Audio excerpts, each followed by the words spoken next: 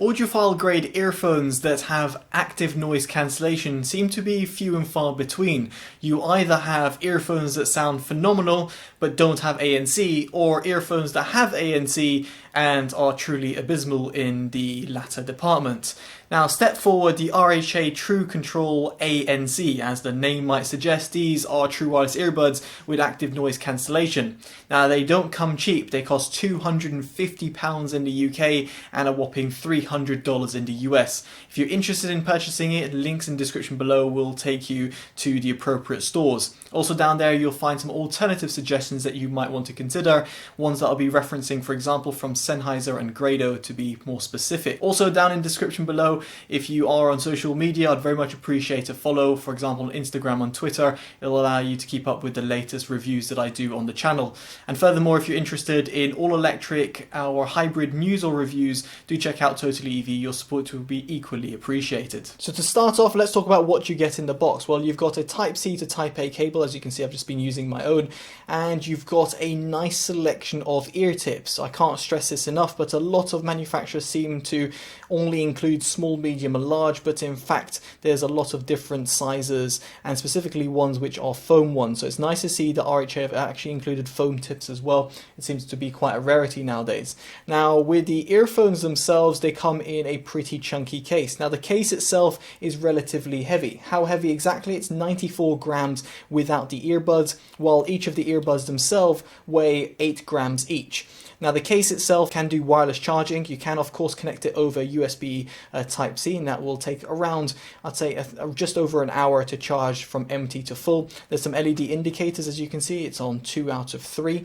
And furthermore, the earphones themselves, when it comes to battery life, will last 5 hours on a single charge. That's including with ANC enabled. The case itself will provide 15 hours of charge, so therefore totaling 20 hours of usage. Now, in terms of the operation of the case, it's something I've complained before about with RHA, but in terms of the case design, I'm not a fan of it.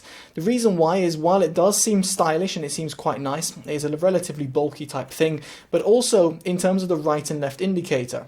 Normally, if you're going to be opening it on, like let's say you're on the go, you're going to open it like that, which seems normal. So right is right, as you can see, and then you place it in your ears, and then you put it back there. However, if you have it on your table, you can't push them out, for example. And if you do push them out, right and left are the other way around. So right is here and left is here. So therefore you have to kind of switch them around when you take them out of the case, which just makes it a little bit annoying to use. Furthermore, the design of the earphones is more like a in-ear monitor, and therefore they don't quite slot in as easily as some of its competitors. While they do have a magnet, it feels that sometimes you kind of have to wiggle them in.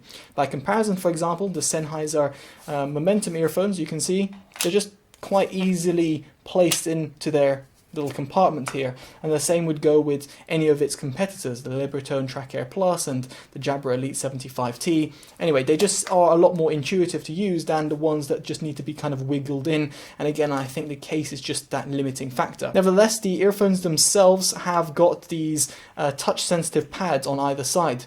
Now, they're very intuitive to control, and I must say, in comparison to other earphones that use touch sensitive pads, these ones actually operate really well. I had no issues whatsoever when it comes to using ANC, like enabling, disabling it, controlling my media, and of course as well enabling ambient aware, which allows you to hear your surroundings. You can customize this through the app, which we'll touch upon in a bit.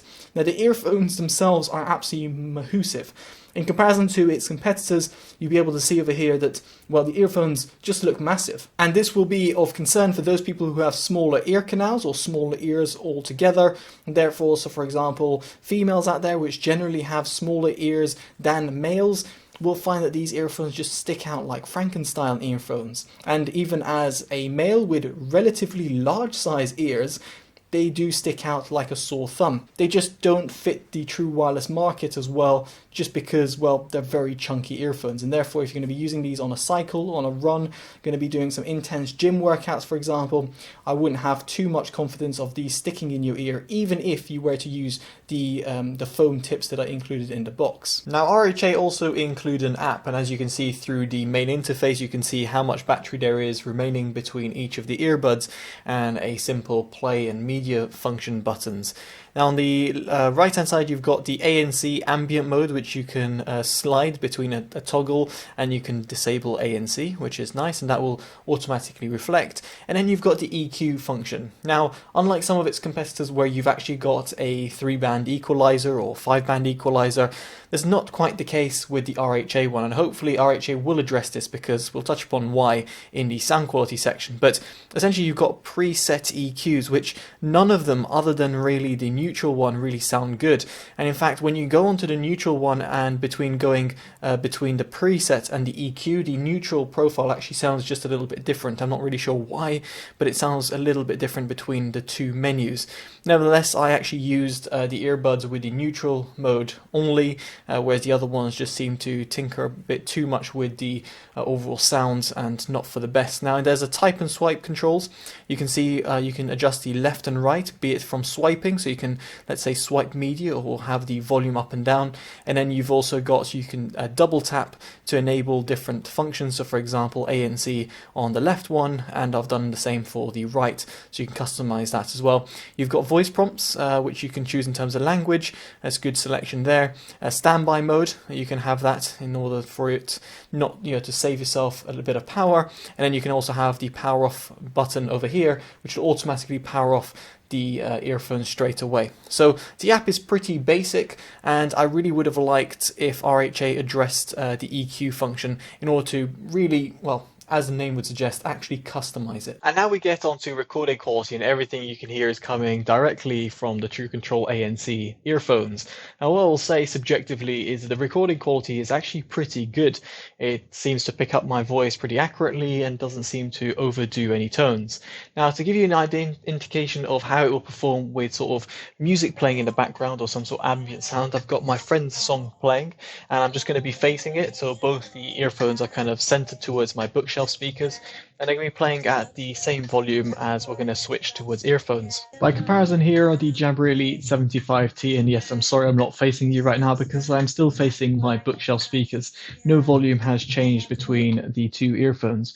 So hopefully there you can give you an indication of how the RHA earphones compare to one of the best sounding earphones in terms of recording quality, and hopefully you'll agree with me that the RHAs are actually really impressive. Now with the impressive recording quality out the way, I was very much intrigued to put it through its paces when it came to ANC. As I mentioned at the beginning of this review, most of its competitors in the audiophile grade territory just do not have the feature at all. For example, the Grado GT220s or the Sennheiser Momentum True Wireless 2, which have ANC but truthfully are really shocking in this domain.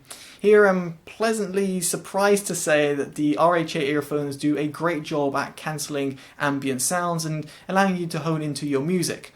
However, are they class-leading ANC quality? No. While they are very, very good and far superior than its audiophile competitors, in comparison to, let's say, the Libratone Track Air Plus, the One More ANC earbuds, or the Sony WF-1000XM3s, they just aren't in the same league and can't really compete at that level. So again, while they're very competent, and I'll give them, let's say, a 7 out of 10 in terms of ANC, they're not quite the 9 or 10 out of 10 that some of its competitors, specifically cheaper competitors, can offer. Now moving on, we get onto sound quality. Now before jumping into my subjective analysis, I do want to mention two things. First of all, if you have ANC enabled or disabled, but namely if you do have ANC enabled, you will be able to hear a little bit of static noise in the background. Now it's something that I've noticed previously with other RHA earphones and some of its competitors as well. Now it was just a little bit of a shame that you can hear it, and while it's very, very faint, those people who are coming from other earphones, for example the Libratone earphones or indeed other earphones out there on the market, it's something that you will notice if you're coming from it. If you've never come across other earphones before, then you will never notice that sort of static-ish sound. It's just very faint, but something that a trained ear like myself or those people out there who are sensitive to it will be able to pick out. So I just wish RHA had kind of tuned this a little bit more, and the reason it's more in the sound quality section rather than the ANC section is purely because of the faint noise that can be heard with ANC enabled or even disabled, and it seems to be more to do with the Bluetooth transmission that's going between your source device, in my case the Samsung Galaxy S10 Plus, and the RHA earbuds. On that subject, these earphones will support the AAC, SBC and aptX codecs. It's no surprise given its price point. It would have been potentially nice to see aptX HD, aptX adaptive or LDAC codec enabled. However, that's not the case, and in comparison to some of its competitors, it's kind of no surprise. But nevertheless, it's good to see aptX. In my case, that's what it was using in terms of the codec with my Samsung Galaxy S10 Plus, and I had no issues when it come to lip sync delays or any sort of video delays or anything like that between the earphones, between themselves, and between the source device. Now with that out of the way, let's get on to the sound frequency breakdown. Let's start off with the sub-bass response. Now here, while the RHA earphones do cut off a little bit towards the low end, it is still very much present in that sub-bass region. You do really hear that low-end rumble and that meatiness, something that you wouldn't really hear in the likes of the Sennheiser Momentum earphones, for example. However, in comparison to the Grado earphones, which here are really well done in terms of the mid-bass department, the RHA earphones just sound a little bit overdone, and it feels like it's just been overemphasized just that little bit more.